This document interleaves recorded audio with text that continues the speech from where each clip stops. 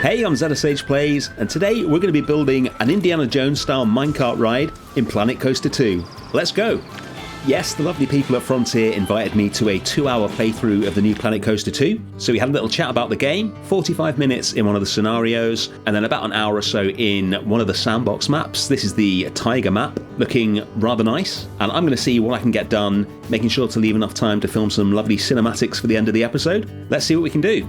Now, 45 minutes is not a very long time in a game you've never played before, especially when your experience is limited to Planet Zoo and not Planet Coaster. So what I'm going to do is take one of the beautiful new wooden roller coasters that are available as a blueprint in the game, and then we're going to use a whole load of the new features in Planet Coaster 2 to make it our own. For inspiration, we're taking the Indiana Jones ride at Disneyland Paris and the sort of classic mountain roller coaster that you see in theme parks all over the world.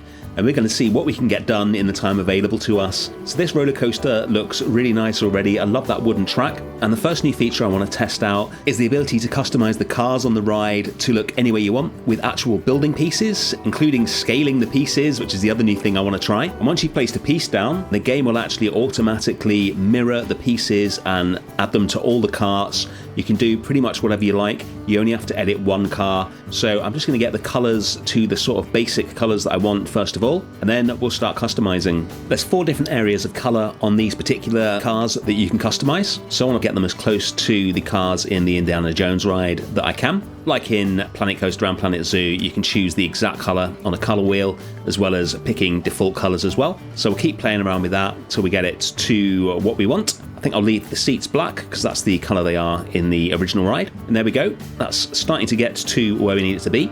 Now we can start attaching scenery pieces to it. This is going to be a lot of fun. We're going to put a big base plate on here. It's too big, and this is such fun to do, but now we can scale it to the exact size that we want and place it on there. This is going to be an absolute revelation for building, I think. And then we'll go ahead and sink it in a little bit so it doesn't look quite so stuck on. Just get it back a bit. There we go.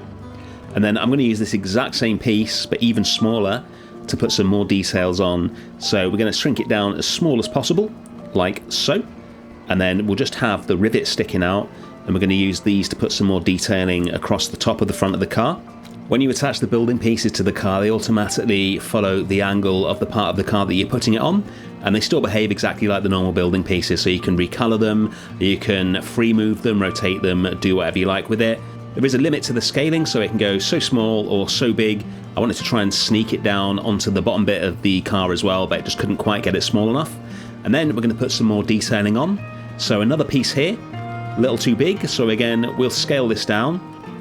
We're going to use this to create some more of the detailing that I saw on the Indiana Jones ride. So we'll bring this out to here, and then we're going to recolor this as well, get it to a dark metal kind of look. You might notice here as well, it's much easier to see when pieces are behind other pieces now. As soon as it goes behind another piece, it's highlighted in bright blue. I think that's pretty useful when you're building. There's the new color, that's going to sit in nicely there.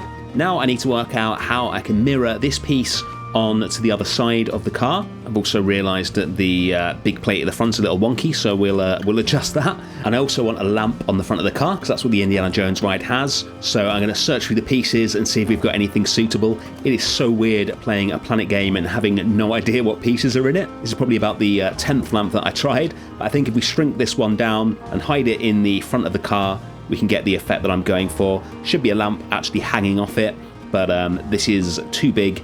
And we don't have anything that exactly matches what they have on the Indiana Jones ride, so I'm just going to shrink this down and get it looking as close to it as possible. There are 5 themes in Planet Coaster 2. The Planet Coaster theme, mythology, aquatic, Viking, and resort. And obviously I'm sure there's going to be a lot more themes added later on. We don't have anything specific to this kind of build, so we'll just use what pieces we can find that are going to work best. There's also a pretty heavy depth of field effect on the graphics, which apparently you can turn off. I didn't have time to be messing around with graphic settings when I was trying to build this, but whether it can be customized or just turned on and off, I'm not sure. But if you don't like depth of field, you can definitely get rid of that. There we go, I think that lamp is in the correct position now. Let's work out how to mirror stuff. This feature is so good, although it's going to take some getting used to, as you'll know if you watch my channel, and if you don't normally, then hello. I play Planet Zoo, not Planet Coaster, so this is all completely new to me. I like to think I'm pretty decent at Planet Zoo and I can get around these menus eventually. So I'm just working out how to get the stuff that I've put on the left-hand side of the car onto the right-hand side of the car, and then how we can copy it to all the cars. There was definitely an option I missed somewhere though, because when the coaster is complete, I seem to have one beautiful set of cars like this, and then one set of cars with only half the stuff on it. So I've definitely clicked on the wrong option somewhere, but it is going to save so much time being able to mirror stuff. And just the fact that you can build a car and then the car goes around the roller coaster with all your pieces attached to it is so cool. I'll save you the very long time I spent in these menus trying to work out how to get it to work, and we'll just skip to the mostly finished coaster cars. Looking good, and if you knew what you were doing, you could do that in about 2 minutes. Right, time for the mountain. We are right back in the comfort zone now because Planet Coaster 2 features several sets of rocks which appear to have been taken directly from Planet Zoo, along with a load of new ones as well. So we can start building a massive mountain that this roller coaster is going to run around. So I'm going to build the main part of the mountain mostly out of just one rock, which will be rotating and spinning to make it look different, and then a bit of detailing at the top from a few other rocks. And as we do so often, I'm going to make one really cool mountain and then use variations of it to fill out the space. And what I want is for the roller coaster to be running between the mountain, through the mountain, all sorts of stuff. We'll see how complex we can make it in the short amount of time available to us, but we'll get it as good as possible. And at the end of the video, you can see the entire run of the roller coaster through it from various different angles. I made sure to leave time to film cinematics. We can't have a video on this channel without some nice cinematics at the end. I've got a different shape rock here, and we're going to use this to make the peak of the mountain. Again, just lots of rotating and copying until we get exactly what we want. Apologies if some of the camera moves are a little wild in this video. The controls, or the default controls anyway, are a lot more violent than Planet Zoo's. Although, to be honest, I probably changed Planet Zoo's controls about 4 years ago. I just aren't used to what the defaults are like, and I didn't have time to go in and change them. This is all about doing the best that we can in the time available to us. Got another rock here, and oh my god, I'm going to miss scaling so much the next time I build something in Planet Zoo. It is so good. You can immediately get this to exactly the right size to join up those 3 rocks there and make the peak of the mountain. And this is starting to look really nice. I think just a few more to fill in the gaps, and we'll have a big solid mountain that we can use to start terraforming this entire ride. So we'll just squeeze this one into there, maybe one more in here. Okay, one more in this little hole here, and that should be it. Yep, I like the way that looks. What we're going to do now is group this and then use it to start building the rest of the mountain. Grouping objects works the same as it does in Planet Zoo, and I assume the same way that it does in Planet Coaster, so you can just get them all together and then use them. Although there's been massive changes to the way blueprints and paths work, so you can now save paths into blueprints, which is absolutely amazing. That is one of the low points of Planet Zoo and Planet Coaster for me, the fact that you can't do that. So now that you can, that's going to make a huge difference to being able to share your builds with other people. No more uploading things to the workshop with a little note explaining that it's going to take people an hour to actually get it to work. It should just work straight away. So we've got that big mountain over here, and now I'm going to combine it to make an even bigger one just by using 2 of these groups with a few variations so that we can spin it round in the opposite direction to the way that it was, so things don't look the same. As it's backwards, I want to get some more rocks in to cover up some of the holes that weren't visible in the one at the front. So we'll move this one in here, and then we're going to get another rock and again do some more scaling so we can get it to exactly fit into the area that we have available for it.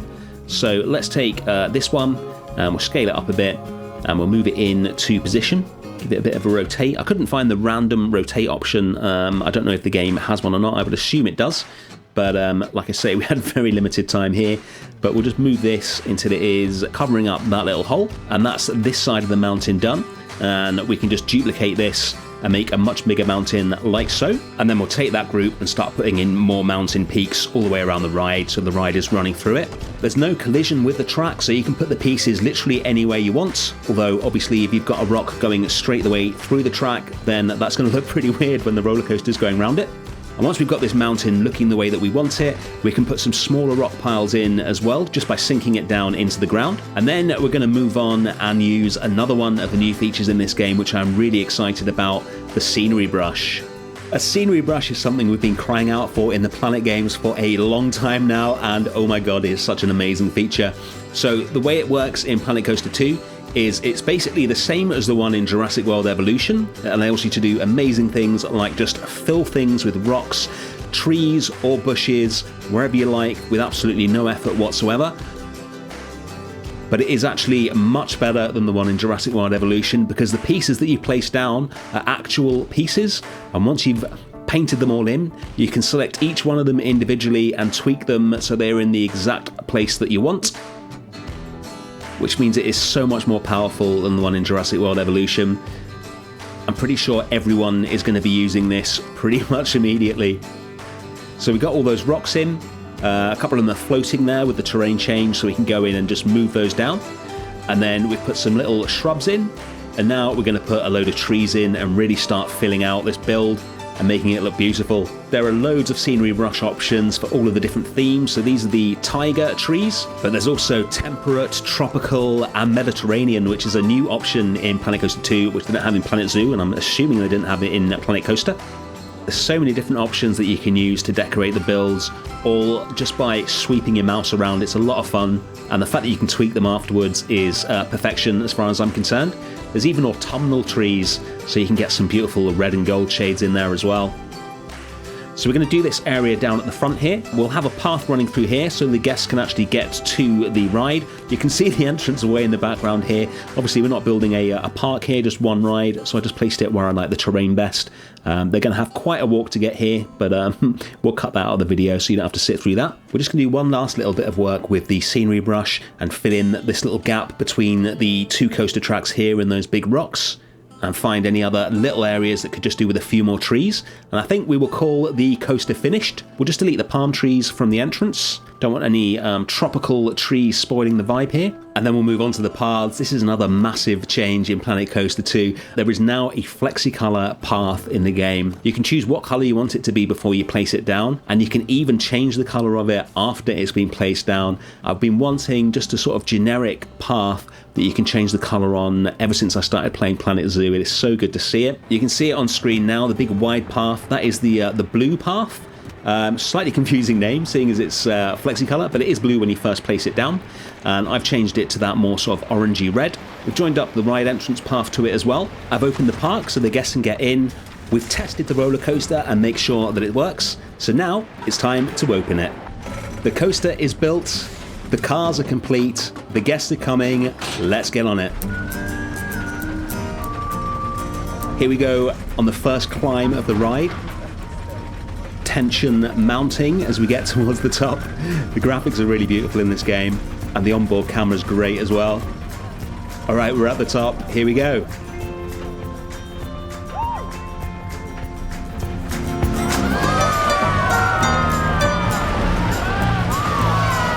It is so satisfying watching them go around here, and it's pretty cool when you're on it yourself as well. I can imagine it's even more satisfying when you've actually built the roller coaster yourself rather than just putting down a blueprint, but we will get onto that in a future video.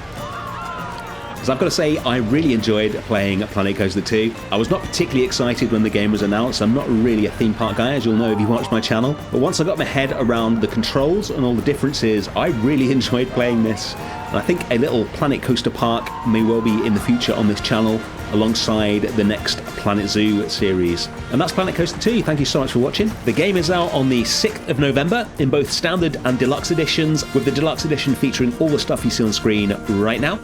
I'll see you again soon.